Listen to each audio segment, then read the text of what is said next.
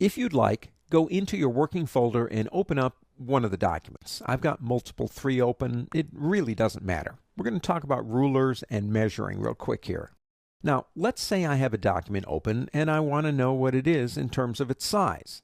Well, one of the things I can do is look at the rulers. Now, the quick way is Control-R or Command-R on a Mac.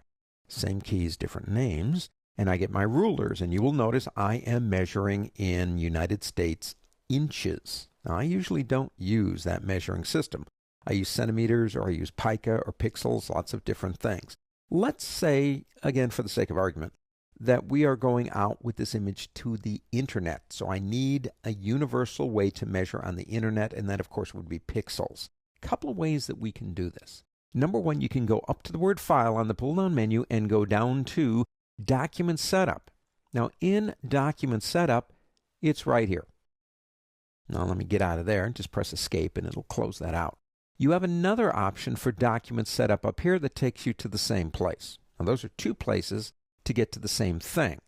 The easiest way to me to change the parameters, the rulers in this particular document, it's very document-centric, is right-click your mouse in the ruler and change it here.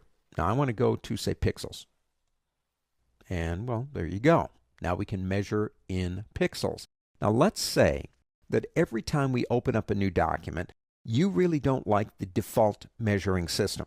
You would rather it be centimeters or pica or something else. But every time you open up a new document, it goes, say, to pixels, and you go, I don't want that. I want pica. What do? Well, you change that in Preferences. Preferences are more permanent. For example, Edit on Windows, Illustrator on Mac, go to Preferences and go to Units. And change it here to whatever suits your fancy. Now, typically, this is the one I use pica a lot, and I put it on pica.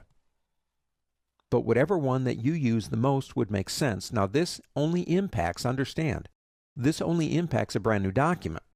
If you open a pre-existing document that had a measuring system saved as, say, centimeters, that's what it's going to be until you change it again. Illustrator is a very document-centric kind of program. It really remembers what happened when the document was last saved, and it brings it back like that. Now you want to make the change, click OK. Now there's one more thing I want to show you here. You will notice the 0 right here, and there is another 0 over here. You can't see it, but it's there. This is what we define as the genesis point for the measuring system. 0 and 0.